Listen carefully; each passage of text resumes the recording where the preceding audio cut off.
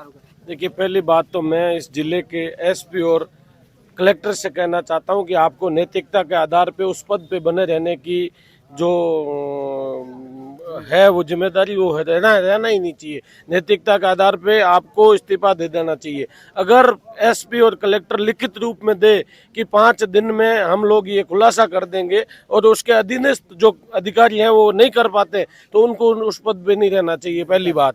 दूसरी बात, सरकार में इस विधानसभा से चुने हुए विधायक कैबिनेट मंत्री है, इस संसद क्षेत्र से चुने हुए व्यक्ति केंद्र में मंत्री है, लेकिन दोनों की ओर से इस परिवार के प्रति संवेदना व्यक्त करना, इस परिवार से मिलना, इस परिवार के न्याय की बात करना तो बहुत दूर की बात है। उल्टा वो लोग ये कह रहे हैं कि वहां पे राजनीति कर रहे हैं।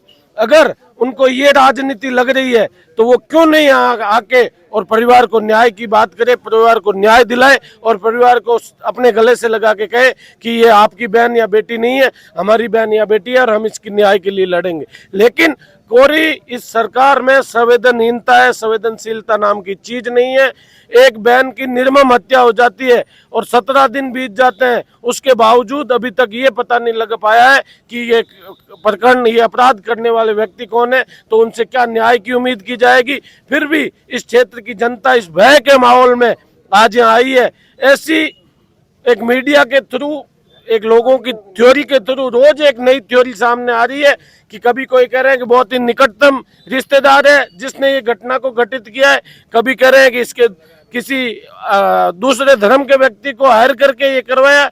अब व्यक्ति अपने घर में सोते हुए डर रहा है कि कौन किस वक्त क्या कर दे। इस प्रकार का माहौल इस क्षेत्र में हो गया है। ढाणी में रहने वाले लोग हैं, सरकार और ये पुलिस प्रशासन बिल्कुल निष्क्रिय है और जो केवल और केवल एसआईटी का घोषणा करना न्याय देना नहीं है। एसआईटी अगर वास्तव में एसआईटी गठित की है तो एसआईटी को 4 घंटे में अपना निर्णय दे देना चाहिए, अन्यथा एसआईटी में ऐसे व्यक्तियों को बने रहने की कोई आवश्यकता नहीं है, उनकी नैतिकता नहीं कहती। दूसरी बात, बिश्नोई समाज की बहन बेटी की हत्या के बाद 36 कौम के लोग और सभी धर्मों के लोग यहाँ पे न्याय की मांग करने के लिए बैठे हैं, लेकिन समाज के लोग, समाज के नाम पे वोट लेने वाले जो मंत्री बने हुए, विधायक बने हुए, वो यहाँ आने से भी हिचक रहे और सरकार में मुख्यमंत्री से मिलने से भी हिचक रहे।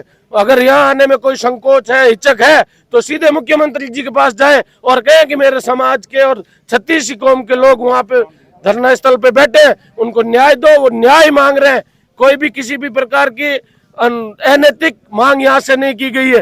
केवल और केवल ये की गई है कि ये घटना किसने कारित की, कौन अपराधी है और उसका क्या कारण है, ये जानना चाहता है यहाँ का प्रत्येक नागरिक। किंतु ये सरकार है वो किसी प्रकार का जवाब देने के योग्य ही नहीं है, जवाब दे नहीं पा रही है। और एक पुलिस अधिकारी जो घटना स्थल की सूचना के 2 घंटे बाद मौके पे जाता है, मौके से वापस आके अपने क्वार्टर में सो गया है और उसी अधिकारी से ये जांच करवाए, तो उस अधिकारी को लेके 17 दिनों से बैठे, उनसे क्या न्याय की उम्मीद करेंगे। ये न्याय की मिलना बहुत मुश्किल है, कठोर तपस्या करनी पड़ेगी।